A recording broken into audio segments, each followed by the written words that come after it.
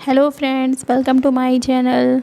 अगर आप home science Bihar state की प्रिपरेशन करना चाहते हैं तो मेरे चैनल को सब्सक्राइब कर लीजिए। आज से हम शुरू करेंगे चाइल्ड डेवलपमेंट की टेस्ट सीरीज़। तो चलिए देखते हैं अपने क्वेश्चंस को। हमारा पहला क्वेश्चन है, राधा तथा प्रदीप जैविक बच्चा पैदा करने में सक्षम नहीं हैं। डॉक्टर उन्हें निम्नलिखित विकल्पों का सुझाव दे सकता है। Option A IVF, option B स्वार्थहीन सरोगेसी, ऑप्शन सी गोद लेना, ऑप्शन डी क्लोनिंग। तो एक एक करके हम सब ऑप्शन को समझ लेते हैं।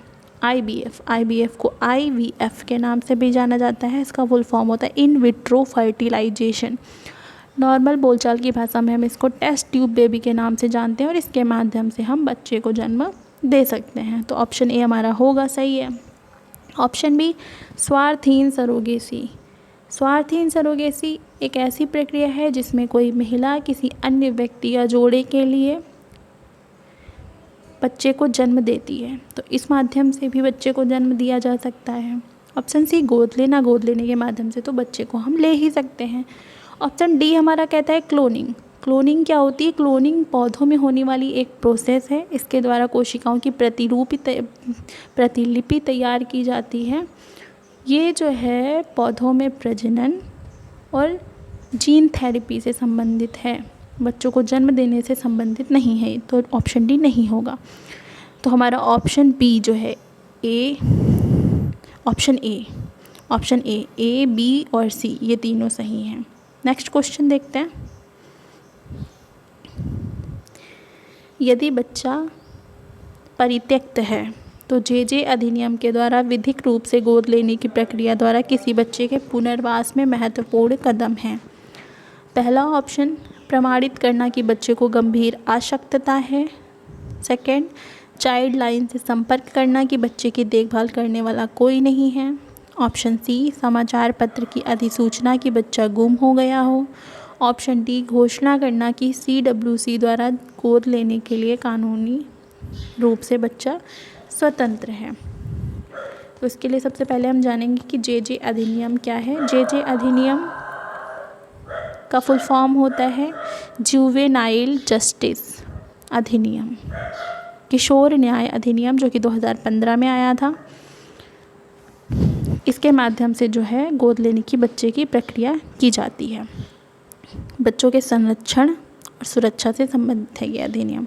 तो ऑप्शन डी हमारा घोषणा करना कि CWC यानी कि चाइल्ड वेलफेयर कमेटी के द्वारा ये घोषणा करना कि बच्चा गोद लेने के लिए कानूनी रूप से स्वतंत्र है। इसके बाद ही हम जे अधिनियम के द्वारा बच्चे को गोद ले सकते हैं। तो हमारा ऑप्शन डी सही होगा। नेक्स्ट क्वेश्चन देखते हैं।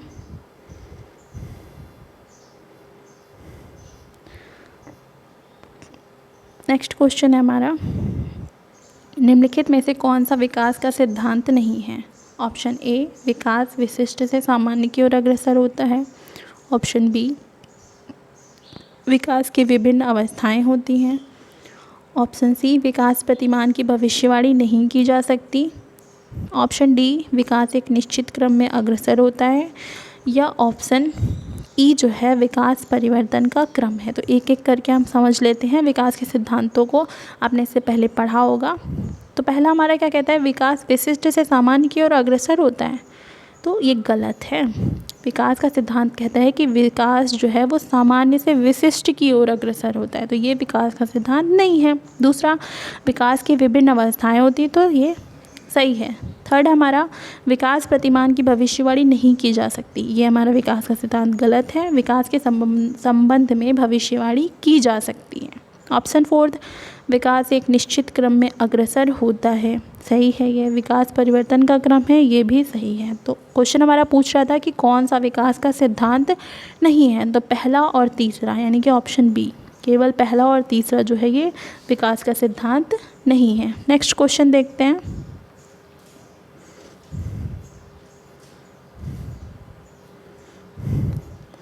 एक समुत्थानशील बच्चा वह है जिसमें, ऑप्शन ए कह रहा है, सहन शक्ति की अपेक्षा वाले कार्यों को आसानी से छोड़ देता है। ऑप्शन बी, भावनात्मक सुस्थिरता का अभाव है। ऑप्शन सी, विभिन्न प्रकार की स्वास्थ्य समस्याओं से ग्रस्त है। ऑप्शन डी, उन परिस्थितियों में वापस निकल आता है जिसमें अधिकतर लोगों को नुकसान पहुंचता है। ऑप्शन ए हम देखते हैं। ऑप्शन ए कह रहा है कि सहन शक्ति की अपेक्षा वाले कार्यों को आसानी से छोड़ देता है। नहीं, जो समुत्थानशील बच्चा, प्रगतिशील बच्चा होगा वह किसी भी कार्य को आसानी से छोड़ता नहीं। तो ऑप्शन ए हमारा गलत होगा। ऑप्शन बी कह रहा है कि भावनात्मक सुस्थिरता का अभाव होता है। ये भी गलत है। जो समुत्थानशील बच्चा होता है उसमें भावनात्मक सुस्थिरता होती है। ऑप्शन सी कह रहा है विभिन्न प्रकार की स्वास्थ्य समस्याओं से ग्रस्त होता है। नहीं, जो समुत्थानशील बच्चा होगा वह शारीरिक और मानसिक रूप से स्वस्थ होगा। ऑप्शन डी कह रहा है उन परिस्थितियों से वापस निकल आता है जिसमें अधिकतर लोगों को नुकसान पहुंचेगा। तो ये ऑप्शन हमारा सही है, ऑप्शन डी सही होगा। नेक्स्ट क्वेश्चन देखते हैं।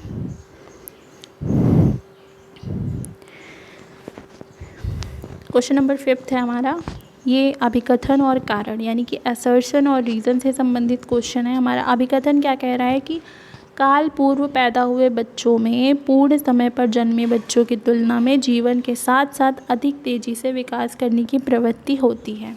कारण हमारा क्या कह रहा है, जनकीय अति संरक्षकता के परिणाम स्वरूप उन बच्चों को सकारात्मक लाभ मिलते हैं जो काल पूर्व पैदा होते हैं।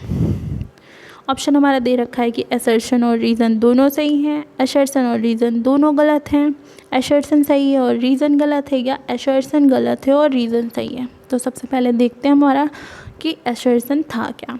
असर्शन हमारा कह रहा है काल पूर्व पैदा हुए, अर्थात जो गर्भावस्था की अवधि यानी कि 9 महीने की अवधि पूर्व करने से पहले जन्मे बच्चे, पूर्ण समय पर जन्मे बच्चों अर्थात 9 महीने की अवधि पूर्ण करने के पश्चात जन्मे बच्चों की तुलना में जीवन के साथ साथ अधिक तेज़ी से विकास करने की प्रवृत्ति होती है। गलत। जो बच्चा गर्भावस्था की पूरी अवधि कंप्लीट होने से पहले जन्म ले लेगा वो उसमें विकास की प्रक्रिया तेज़ी से नहीं हो सकती। तो हमारा असर्शन ही गलत है। रीज़न देख लेते हैं क्या कह रहा है। रीज़न कह रहा है जनकीय अति संरक्षकता के परिणाम स्वरूप उन बच्चों को सकारात्मक लाभ मिलते हैं जो काल पूर्व पैदा होते हैं। सकारात्मक लाभ नहीं मिलते, ये भी रीज़न भी हमारा गलत है। तो इस तरीके से हमारा आंसर होगा ऑप्शन बी, असर्शन और रीज़न दोनों गलत है। नेक्स्ट क्वेश्चन देखते हैं हम अपना। नेक्स्ट क्वेश्चन है हमारा सूची 1 और सूची 2 दी हुई है। सूची 1 को सूची 2 में दिए गए प्रकार और उनके क्षेत्रों के साथ सुमेलित करना है। तो सबसे पहले हम देख लेते हैं कि सूची 1 में क्या क्या दिया हुआ है। सूची 1 में दिया हुआ है NHRC, NCPCR, तीसरा है CARA और चौथा है NIPCCD। अब इस क्वेश्चन को सॉल्व करने के लिए हमें ये जो दिए हुए शॉर्ट फॉर्म है इनका फुल फॉर्म पता होना बहुत ज़रूरी है। अगर हमें फुल फॉर्म नहीं पता होगा तो हम इनका कार्य और उनके क्षेत्रों के साथ किस प्रकार से इसको मैच करेंगे। देखते हैं हमारा पहला क्या है हमारा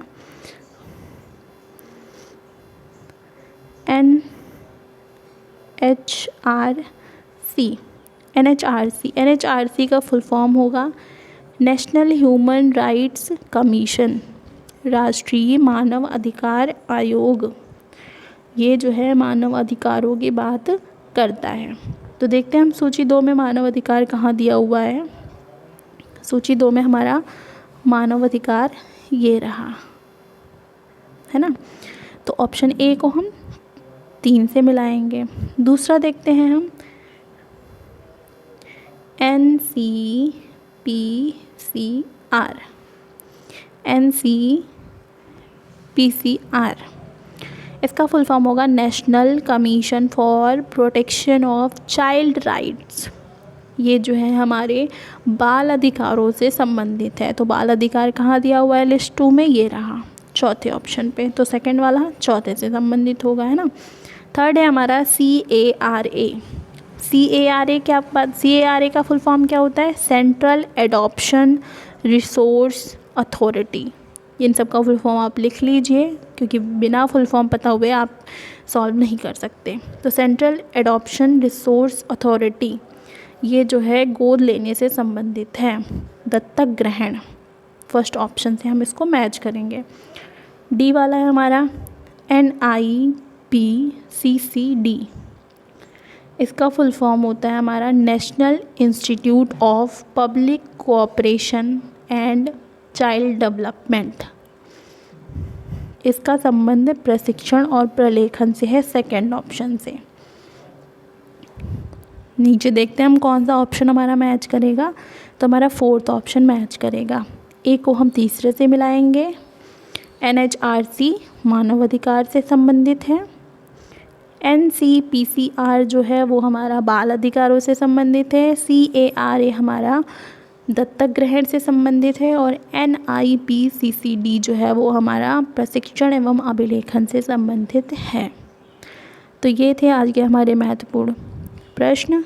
वीडियो अच्छी लगे तो लाइक कर लीजिएगा, चैनल को सब्सक्राइब कर लीजिएगा। क्लासेस आपको डेली रूटीन में चाहिए तो कमेंट करके बताइएगा। Thank you.